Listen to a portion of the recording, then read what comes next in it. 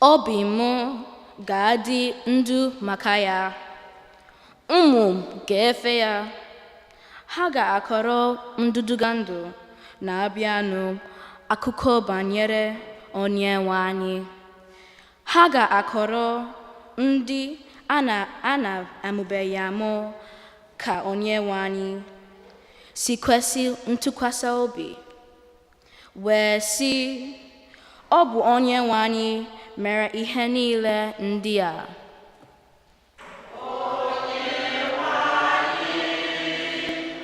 Ọ bụ gị bụ otito mụ n'ime nzukọ gị,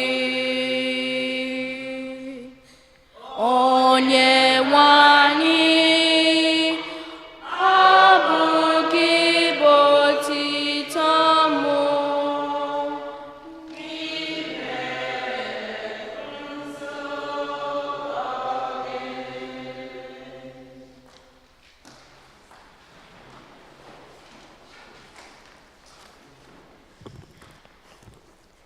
Ihe ọgụgụ ewetara n'akwụkwọ ozi mbụ nke John the Apostle dere. Ụmụ m, unu ekwela ka ịhụnanya anyị bụrụ naanị n'okwu ọnụ ma ọ bụ n'ebubere ọnụ, kama ka anyị na-agosi ya site n'okwu ọnụ anyị na omume anyị. Site n'ụzọ dị otu a, anyị ga-amata na anyị bụ ndị otu eziokwu ahụ. Mgbe ahụ ka akọnuche anyị agaghị ama anyị ikpe, ọbụladị ma anyị guzoro n'ihu Chineke. Ọ bụrụkwa na anyị akọnuche anyị ama anyị ikpe, anyị ga-amata na Chineke karịrị akọnuche anyị. Na ụmụ azụrụ ihe niile, ndị m hụrụ n'anya, ọ bụrụ na akọnuche anyị adịghị ama anyị ikpe, anyị ga-enwe ntụkwasị obi iguzo n'ihu Chineke. Anyị ga-anatakwa n'aka Chineke ihe ọ bụla anyị na-arịọ, n'ihi na anyị na-edebe iwu ya na-emekwa ihe na-atọ ya ụtọ. Nke a bụkwa ihe ahụ Chineke nyere n'iwu, ka anyị kwere na aha nwa ya Jesu Kristi, ka anyị hụrịtakwa ibe anyị n'anya dịka Kristi nyere anyị n'iwu.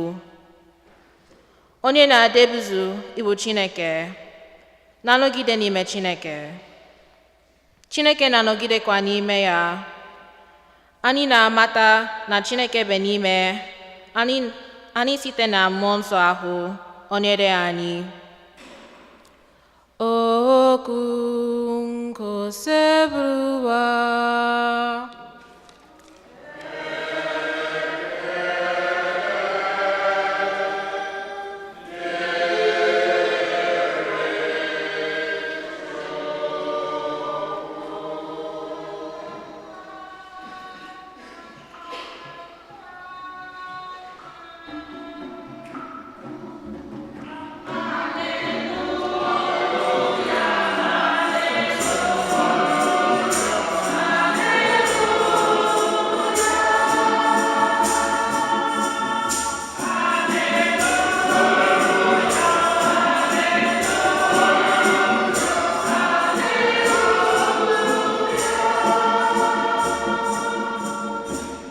birinụ n'ime m, otu m si biri n'ime unu.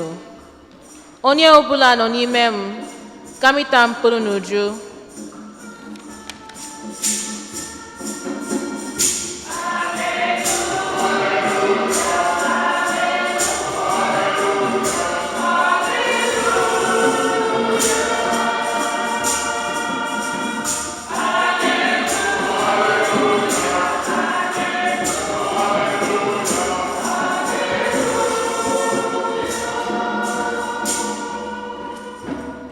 Onyenwe anyị nọnyere unu.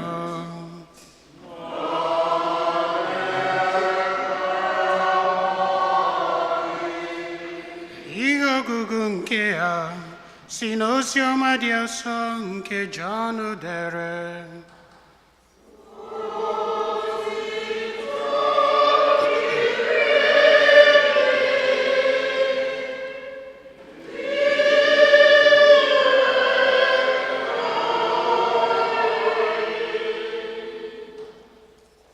Jesu gwara ụmụazụ ya, abụ m ezi osisi vaịn, nna m bụkwa onye ọrụ ubi.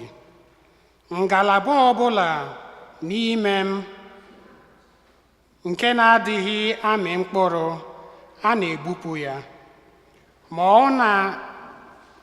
ọ na-akwacha ngalaba ọbụla na-amị mkpụrụ, ka o wee mịkwa mkpụrụ karịa. Ugbu a unu dị ọcha n'ihi okwu niile m gwara unu. Birikwanụ n'ime m dị ka m si biri n'ime unu. N'ihi na dị ka ngalaba na-apụghị ịmị mkpụrụ ma ọ bụrụ na ọ nọgideghị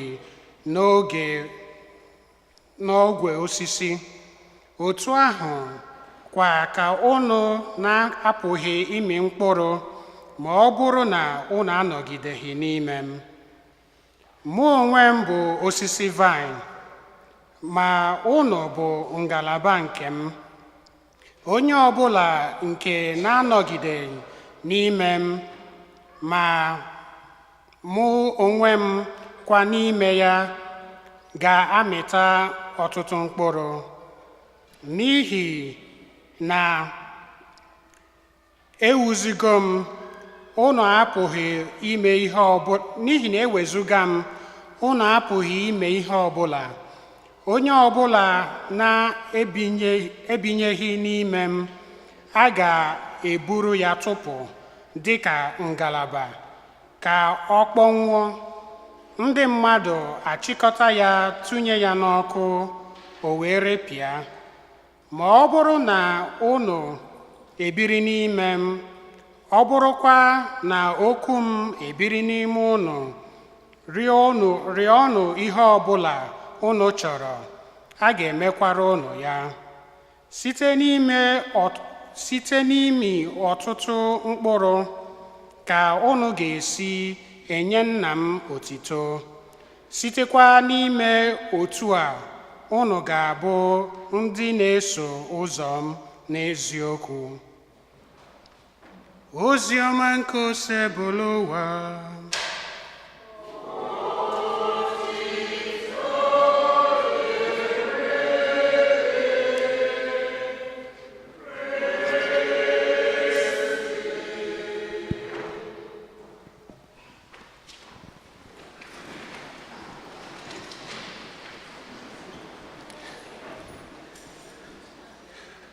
Ụbọchị taa ka m chọpụtara ihe ụmụazị a na-agabiga na ịgụ Igbo. Achọpụtara m na n'ụbọchị taa na anya bụ ịgụ Igbo adịghị izi, belụsọ i mere ezigbote praktis, mana ifugonu na m emeghe ezigbote praktis, maka na eche m nọ n'ọnụ oyibo ka m na-agụ, mpụta nye m Igbo, nya bụ ife wee fịa alụ. M wee na-ekene ụmụaka gụrụ nya bụ ife ọgụgụ. Unu agbanika mgbe unu na-agụ, ana m asị, hei ụmụaka,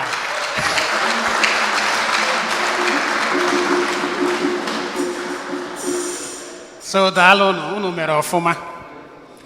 Okwuchukwu m mekwu n'ụbọchị nke taa, fada gwara m sị nọ 3 to 5 minutes, maka na dikin anyị nwere ihe ọzọ o nwere ikwu. M wee sị ya, fada, ị makwa onye ị na-agwa okwu si 3 to 5 minutes? Ị makwa na onye Naijiria ka m bụ? Enweghị ebe ifuru onye Naijiria na-agwa ndị Naijiria okwu 3 to 5 minutes. Si ya, fada, na nke a fịakwala alụ, mana a ga-ama ihe emelie. A ga-ama ihe emelie. Ụmụnne m na Jesu Kristi, n'ụbọchị taa Jesu gwara anyị sị, mụnwa bụ osisi vine, ụnụnwa bụ the branches, that without me you can do nothing. What is the microphone? I can't see that. Also, without me you can do nothing. No ịnọgide n'ime m, i wee mịa mkpụrụ ọma. Na ihe ọgụgụ nke abụọ agụrụ anyị, a gwara anyị ka anyị ga-esi wee nọgide n'ime ya. E nyere anyị 2 examples one anyị ga-esi wee mee gịnị, wee nọgide n'ime Jesu. Nke mbụ bụrụ inwe okwukwe na Jesu Kristi. Nke abụọ bụrụ ịfụ mmadụ ibe gị n'anya. Na ọ bụ ime ihe ndị a na-abụ ya bụ gịnị? Ịnọgide n'ime Jesu. Sọsọ mkpụrụ ihe na-abụ, mana ngwa ihe na-abụ dịka unu si wee mata, ọ bụla ife dị ize, ọ bụla ife dị ize. And ọ bụ ya mere Jesu n'onwe ya ji wee gbadata n'elu ụwa anyị, wee bịa nwụọ n'elu obe, ka o wee mekwa anya ya, ka o wee bụrụ ihe ga-adịrị anyị ize. Maka ị na-anya akụkọ from the Old Testament, ị ga-afụ agbammbọ ndị mmadụ na-agba keep the commandments of God, mana ọ dịrịfa ize. Eme ka aga iru, eme gịnị? Ada. Eme ka aga iru, emekwa gịnị? Ada. Ọ bụrụ akụkọ a na-akọrọ anyị na Old Testament niile, mmadụ na-agba mbọ ka ọ mara na ọ ga-ebifụta ya bụ ndụ nke ga-asọ Chukwu ụsọ, mana achọpụta na gịnị? Na mmadụ awaghị ike imie, bikos na gịnị merụ? Belụsọ na Chineke nke bụ osisi vine ahụ anọnyere onye afọ. Chukwu anyị wee fụ na nya bụ ife ekweghị omume, wee mee gịnị? Wee gbadata wee were arụ nke mmadụ, so that ka o wee unite ya divinity na humanity, ka ha niile wee bụrụ otu, ka divinity wee nwee ike wee mee gịnị? Wee nyere humanity aka iji wee bipụta nya bụ ndụ ga-enyere humanity aka iji wee bi n'ime ya. O wee bụrụ ihe a na-agwa anyị n'ụbọchị nke taa. Oziọma wee sị, birinụ n'ime m dịka m si wee biri n'ime unu. Kedu ka Jesu si wee biri n'ime anyị? Mgbe e mere anyị mmiri Chukwu, ka e nyere anyị akara nke mmụọ nsọ, nke Jesu si wee si n'ime wee biri n'ime anyị, wee nọgidesikwa ike n'ime anyị. Onye mere mmiri Chukwu enweghị ihe mekatara ka efichapụ ya bụ akara, maka mmụọ nsọ emego gịnị? Ewerego gị dịka nke ya wee biri n'ime gị. Mgbe anyị bịara nata oriri nsọ ụbọchị ụka ma ụbọchị niile fọ ndị na-abịa morning mass, kedu ife na-emenụ? Ọ bụ Jesu na-abịakwa eme gịnị? Ebiri n'ime anyị. Ebiri n'ime anyị na-emejupụta his own part of the bargain. Lote na ọ bụ two bargain. Birinụ n'ime m ka mụnwa si wee mee gịnị? Wee biri n'ime unu. Jesu na-emejupụta nke ya iji wee biri n'ime anyị, inyere anyị aka, mana ya na-emejupụta nke anyị. Nke anyị bụ ụzọ na-abụ: okwukwe na Chukwu, fụ mmadụ ibe gị n'anya. Okwukwe na Chukwu, fụ mmadụ ibe gị n'anya. Ọ bụ n'ụzọ ihe a na-abụ ka anyị nwa ga-eji wee mee gịnị? Wee biri n'ime Jesu. Ụmụnne m, ọ dị ize ikwu na aka ịfụ onwe anyị n'anya, mana nke bụ eziokwu bụ na ọtụtụ agwa ụfọdụ na-akpakwasị anyị na-eme ịfụ mmadụ ibe anyị n'anya eme gịnị? Ọfịa alụ. Ọtụtụ agwa ndị mmadụ na-agbakwasị anyị na-eme osi ike anyị wee nwee obi ebele n'ebe mmadụ ibe anyị nọ. Nke a bụ eziokwu. Nke a bụ eziokwu dị recognizable. Mana lote na ihe Chineke ji wee biri n'ime gị bụ inyere gị aka. Inyere gị aka iji wee fụ mmadụ ibe anyị n'anya. And ofu otu anyị ga-esi wee menwe wee dịla anyị ize bụ gịnị? Jesu sị, ihe ọ bụrụ i mere mmadụ ibe m, mụ onwe m ka i mere ya. Ọ bụrụ na anyị ga-ebido na-enekwasị onwe anyị anya dịka onye Jesu nọ n'ime, ọ ga-enyere anyị aka ịfụ mmadụ ibe anyị n'anya. Mgbe ahụ mmadụ ibe anyị adịghị emeta anyị ọma, maka mmara na hei na onye a na-emekwana m ihe a Jesu nọkwana ya n'ime. Nsị ka m megwalụ, ọ bụrụ sọsọ ya ka m na-emekọta, a na-emekọtakwa Jesu nọ ya n'ime. Ịfụ na ya bụ ife ọdụ anyị ọdụ iji wee mara ụna anyị ga-esi wee kwasa mmadụ ibe anyị agwa. Ụmụnne m na Jesu Kristi, ọkpụkpọ okwu a na-akpọ anyị bụ ka anyị rely ya na Jesu iji wee mejupụta our own part of the bargain, remain n'ime Jesu. And nyanwa dị ready inyere anyị aka, maka onyenwa ka o ji wee bịa wee nwụọrọ anyị n'elu obe iji wee nyere anyị aka ịfụ mmadụ ibe anyị n'anya. Ka anyị yọọ ya na aja misa nke a ka ọ bịa nyere anyị aka mee ka okwukwe anyị siwanye ike, mekwanụ ka anyị na-afụ ya n'ime mmadụ ibe anyị, wee mekwanụ ka anyị nwee ike wee fụ mmadụ ibe anyị n'anya. Otuto dịrị Jesu.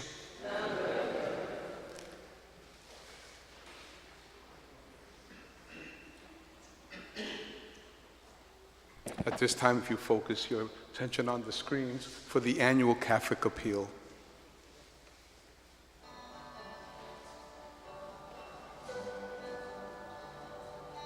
Welcome to this year's annual Catholic Appeal. I am Bishop Mark Brennan, and I want to extend my heartfelt thanks for your unwavering support. Your generosity is essential to nurturing the growth and reach of our Bible ministries within the diocese of the Netherlands. Through your contributions, we are not only effecting positive change across our communities, but also continuing to share the gospel of Jesus Christ. Today, we are honored to present three inspiring stories that underscore the impact of your donations. First, experience the profound compassion of Catholic Charities. As a beacon of hope, they provide not just physical sustenance, but also spiritual nourishment to numerous individuals. Next, we explore the recently established School for Evangelization. This institution sparks passion for faith in lay Catholics, equipping them with necessary tools to enhance the parish. Finally, we share an uplifting vocations, showcasing how your contributions are crucial in supporting those who have needed God's call to serve. Join us in celebrating these narratives of hope and transformation. They vividly demonstrate the far-reaching effects of your generosity in the end of Catholic Appeal. Thank you. Integral participation.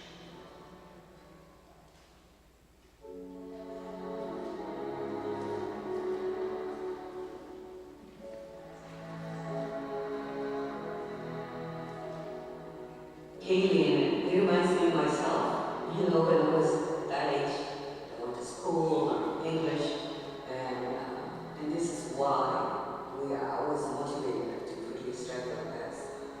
Because I didn't believe that there existed such a nice organization that helps people so much. It has changed my life. It has changed my way of seeing the world. They received me with great love and patience. I was motivated to help them. So thank you for the help that they gave me. she's actually a faithful volunteer. She comes to Pies every Mondays, Wednesdays, and Thursday, and she runs our nutrition. I want to thank Catholic Charities for all the help they have given to all people, especially for the help that they have given to me. They continue to give me. I'm really grateful. Well, we at Catholic Charities are very grateful of the annual Catholic Appeal. The support 160 programs that we have available for our parish community and the community at large. If you can open your heart and you donate to this community, we will really appreciate it. I am very grateful to all donors, and I hope you continue supporting the annual Catholic Appeal.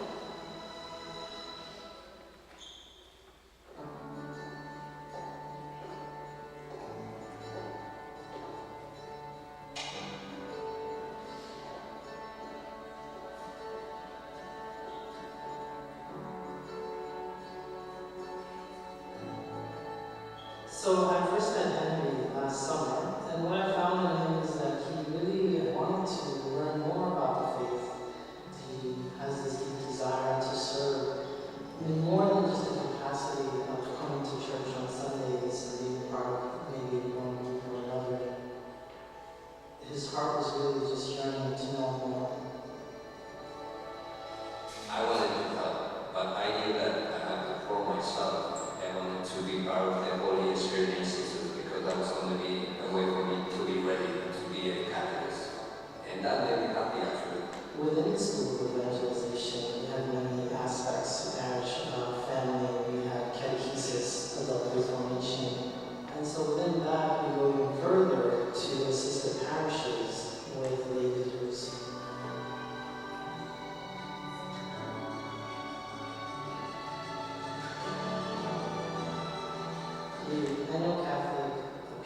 really helps us in providing instructors, educational materials, all the things that we need to make it a very important, top-notch educational informational program for the Holy Spirit Institute for all of our brothers and sisters.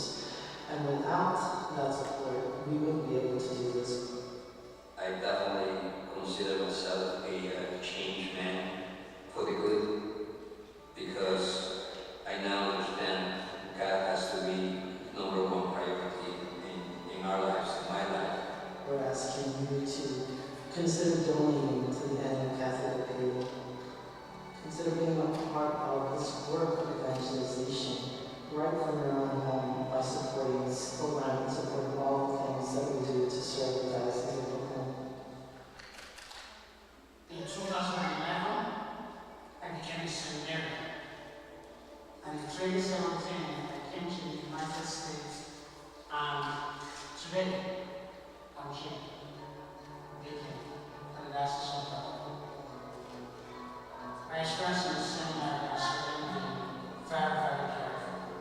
I feel so blessed that I am in this seminary. They want to see you not just become a priest, but they want to see you become a very good priest. It has helped me to grow spiritually, it has helped me to grow as a person, and it has continued to give me something that will help me to grow in the future. My parents, my family, they were happy, but they were disturbed because they know that the cost of that education is really high, that they cannot afford it. But when they heard the diocese is willing to sponsor my education through the annual Catholic Appeal, it was really a great relief, not just for me, but also for my family. The annual Catholic Appeal has really been very, very instrumental in me today being a deacon and God willing being a priest in general. I want you to know that your donation does great things. Please keep up the good work you are doing by donating to the annual Catholic Appeal, and may God continue to bless you for this great endeavor.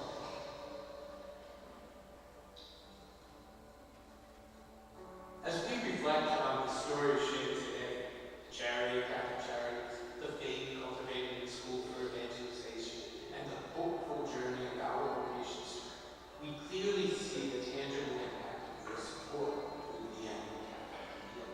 Your generosity reaches even further.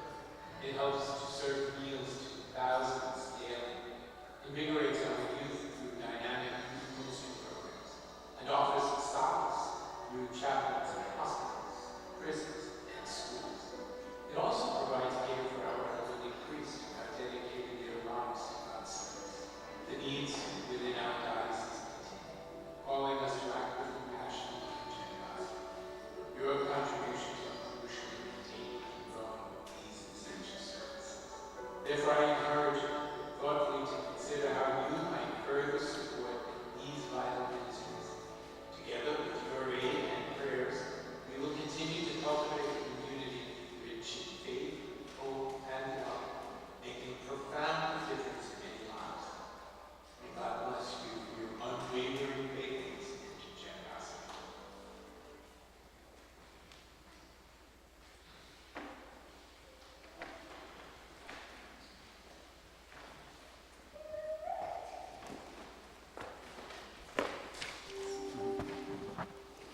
Thank you for participating in the annual Catholic Appeal 2024. We ask if you please deposit your envelope in the basket here up front for those who already made their pledge. For those who have not made a pledge, please bring your envelope next week. Thank you, and thank you for being part of the Catholic Appeal.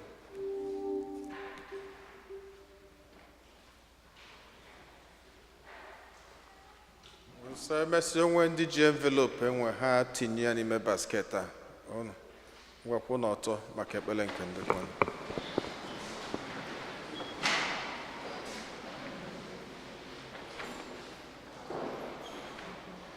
Mmadụ ịtọ ga-edu anyị n'ekpere. Chineke onye fụrụ anyị n'anya, anyị agbakọtago ọnụ iji wewelu onwe anyị n'ụzọ pụrụ iche igosipụtala anyị n'ozi ọma gị n'ụbọchị tata wee sị na ewezuga gị bụ Chineke ọ dịghị ihe anyị pụrụ ime. Apart from you we can do nothing. Ọbịa mere anyị ji achọ ịgbakwute gị nwee nchekwube siri ike na ị ga-aza ekpere anyị.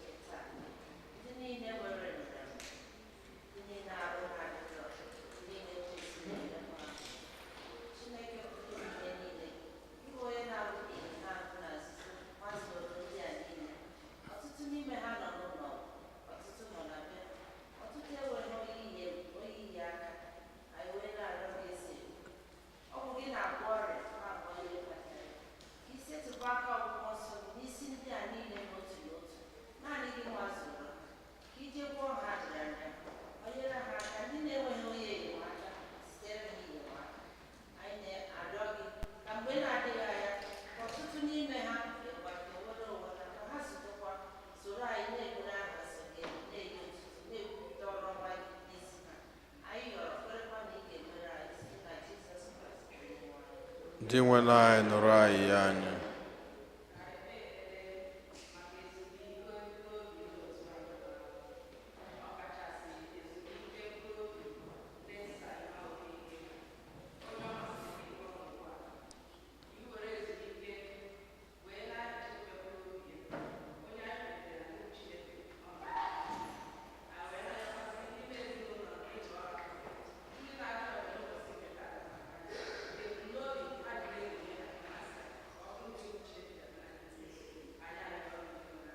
Dị nwere anyị nụrụ anyị anya.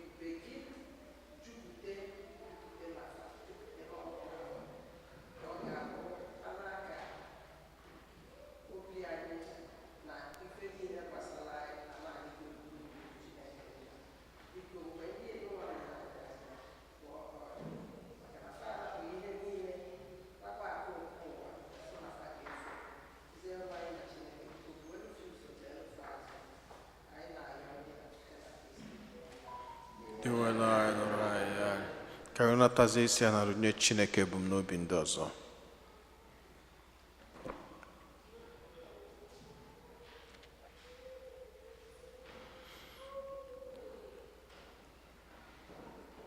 Ihe ndị a niile ka anyị yọọ ma kwere na ị ga-emela anyị karịa ka anyị pụrụ ịyọ gị site na Kristi Onyenwe anyị.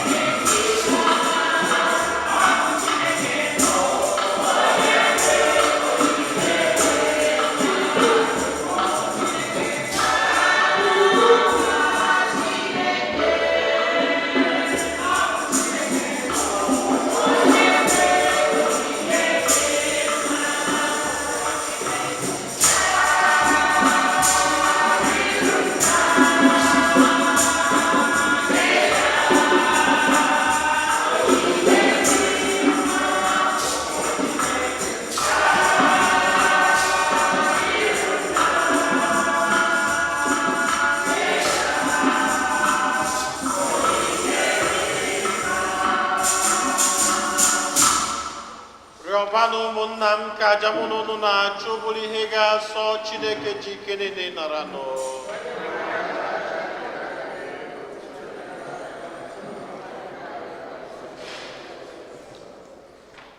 Onye nwe anyị, site n'aja nsọpụrụ nke a, anyị na-eketa oke na-adị ire karịchaa n'ịbụ Chukwu nke bụ. Ịkụzierela anyị eziokwu gị, biko nyere anyị aka ibipụta ya na ndụ anyị. Anyị yọrọ nke a site na Kristi onye nwe anyị. Onye nwe anyị na onye n'ụlọ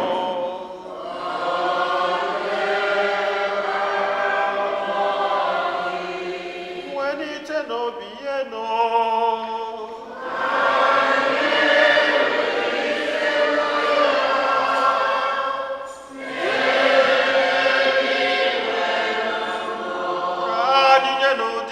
Chukwu anyị ekene.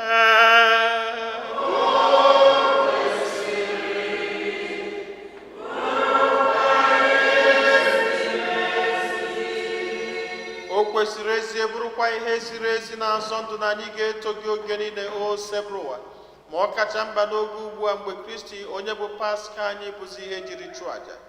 Ya bụ ezi nwa atụrụ onye kpochapụrụ njọ nke ụwa, onye jiri ọnwụ nke ya wee merie ọnwụ nke anyị, bịa si na mbilite n'ọnwụ ya nye anyị ndụ ebebe. N'ihi nke a anyị na-eso igwe ndị mama niile nke eluigwe na-eto ebube gị oge niile n'ukwe na ekwe.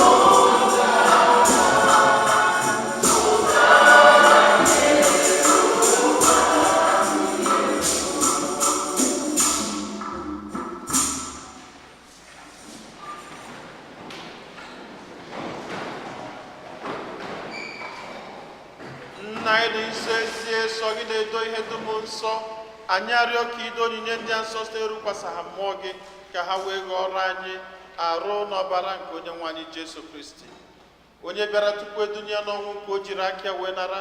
O were achịcha nye gị ekele n'otuto, nyawa ya nye ya ụmụazụ ya sị, naranụ nke a, rienụ ya unu niile, nke a bụ arụ m nke a ga-eduru nye maka unu.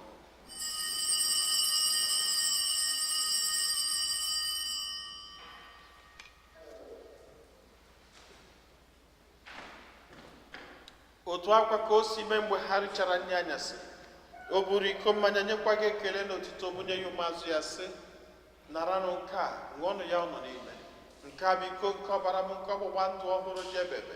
A ga-agba ya n'ihi nna n'ihi mmadụ niile ka e were gbaghara njọ. Na-emenụ nke a na ncheta nke m.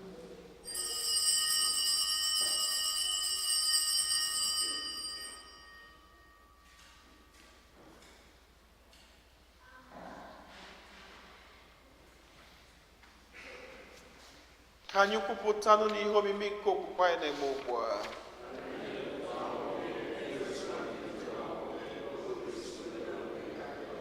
Nna, na ncheta nke ọnwụ na mbilite n'ọnwụ nke nwa gị, anyị ebunye gị achịcha nke ndụ na iko nke nzọpụta. Anyị na-ekele gị n'ihi na ikwere ka anyị dị mma ikwuru n'ihu gị na-efe gị. Anyị ji ume na-arịọ ka anyị bụ ndị na-anata arụ n'ọbara nke Kristi bụrụ otu site na njikọ nke mmụọ nsọ. Nna, cheta nzukọ gị gazuru ụwa niile, mee ka ịhụnanya gị jupụta ya. Gọzie popu anyị bụ Francis na bishọp anyị bụ Robert, ndị ofufe ọlta gị niile. Chetakwa ụmụnne anyị ndị ji okwe wee gaa n'ezumike nke ọnwụ.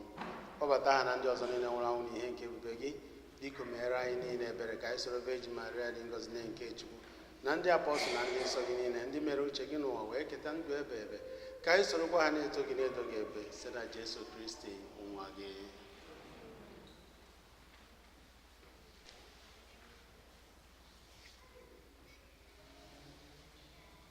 Ihe niile kere eke na-eso ya bụ Kristi, na-esikwa n'ime ya na n'aka ya, na ịdịkọ n'otu nke mmụọ nsọ, na-enye gị bụ Chukwu nna ji ike niile, nsọpụrụ na otito niile, site n'ụwa tụwa niile.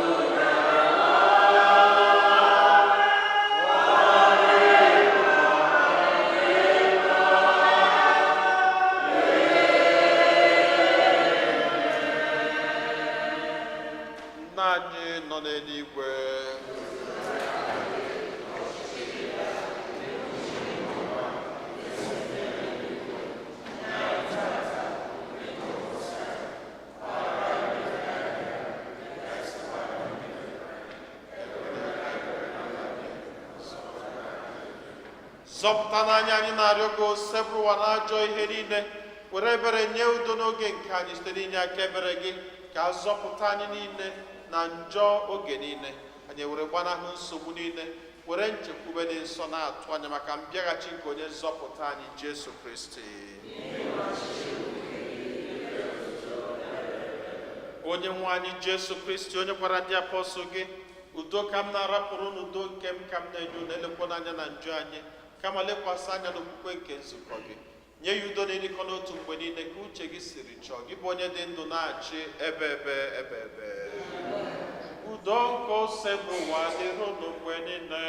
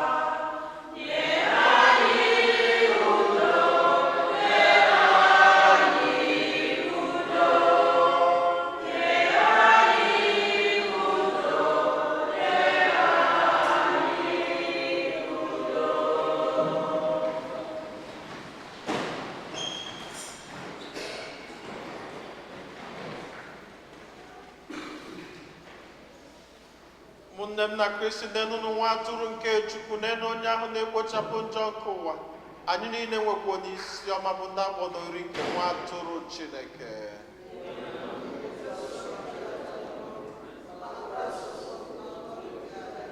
ka arụ n'ọbara Kristi chekwaba anyị niile wee rue na ndụ ebebe.